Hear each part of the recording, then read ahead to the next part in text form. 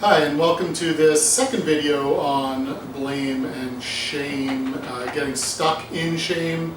We're not going to talk so much about guilt this time. It's more kind of focusing in on what are the dynamics that happen in shame and blame, because I find that that's a very confusing experience sometimes to understand kind of what's happening with people who are stuck in shame.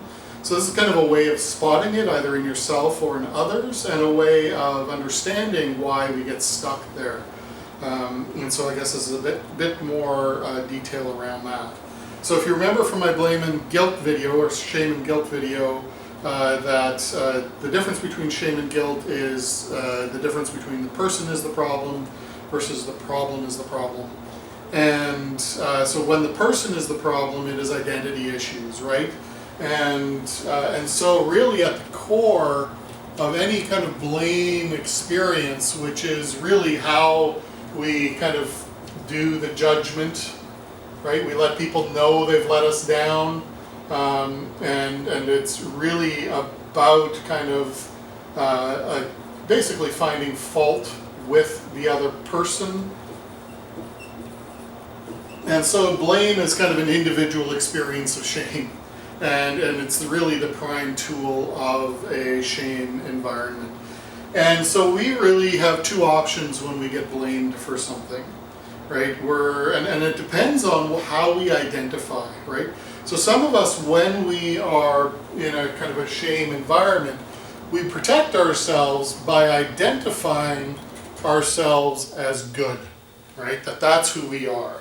And so one of the ways that we just try to manage the just crummy energy and perspective that comes about us when people blame us is to build this wall of good around ourselves and to say, you know what, I am a good person, right? And you've got enough evidence of that. You know, you haven't burned anybody's house down. You don't hit people. You do your best, you have good intent all the time, right? Or at least most of the time.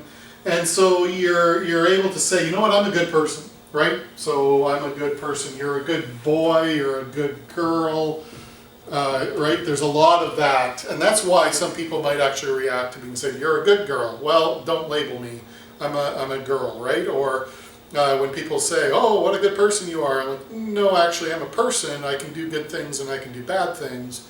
I try to spend a lot of my time trying to do good. What happens is when we identify as good, then when we're blamed by somebody for something, we've got to find a way to be good and still have that thing happen, right? We're trying to acknowledge, yes, you know, I can see that you're angry, I can see that you're hurt, but guess what? I'm a good person, so I'm obviously not the one that hurt you, right? So either I need to justify it, right? It's not my fault.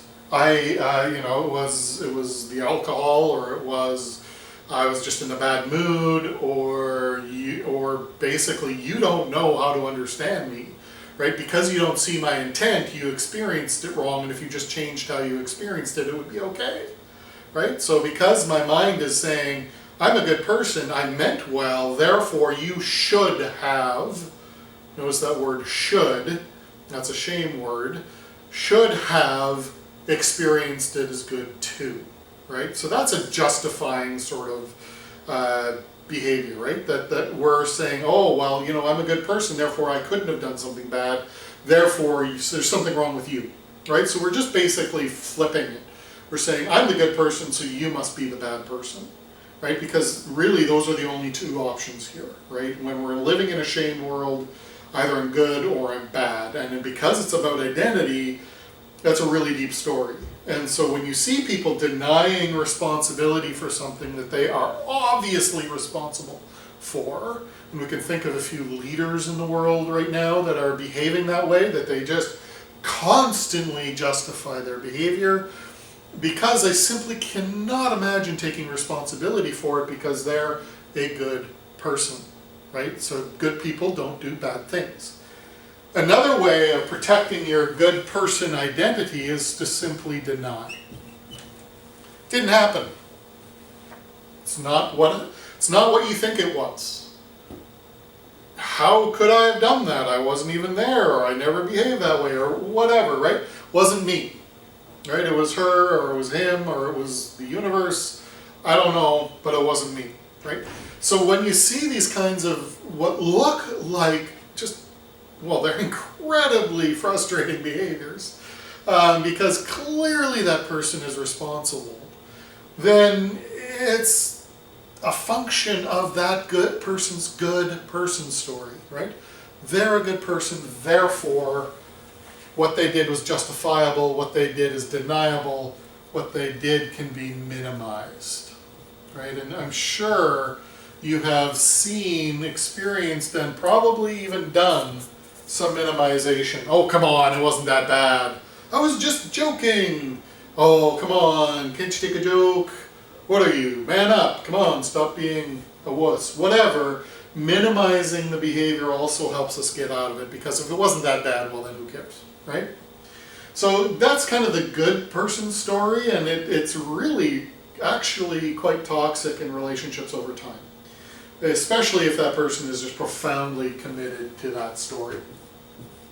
The other way of responding to this, being blamed, is just to accept the fact that, yeah, I am a bad person. And so therefore, I am the person who did that, right? I am at fault.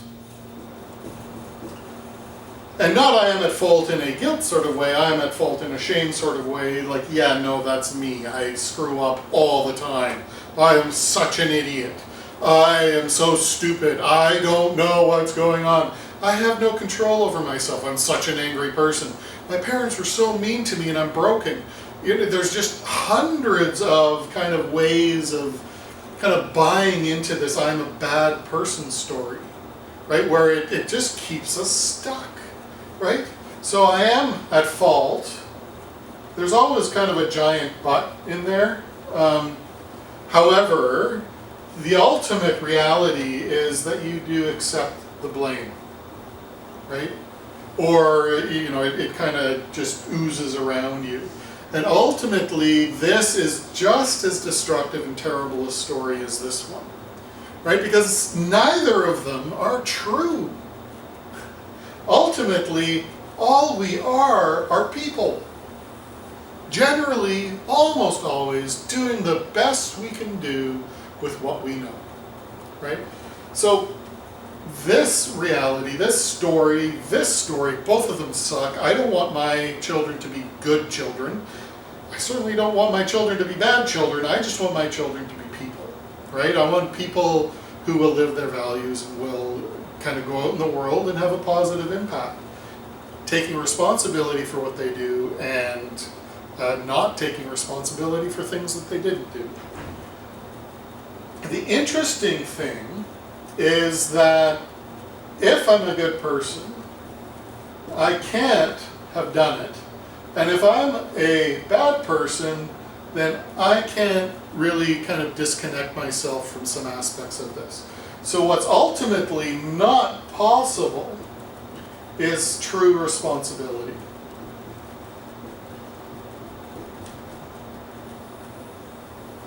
Ultimately, we cannot take responsibility for things in here. I can't take responsibility for good things. I can't take responsibility for bad things. So think about this in terms of your own life. Do you see this going on? Do you think of yourself or others as good people or bad people? Do you kind of label them in ways that allow you to treat them as less than or more than? Right? Because if the person is better than you, then they're more than you, and if they're worse than you, then they're less than you, right? And we can see parts of our lives where we order people that way. And so I would encourage you just to kind of pause the video when we get to this screen and think about how these stories play out in your life. Do you participate in these stories in any way? And if so, how are they hindering your relationships? How are they getting in the way of you changing?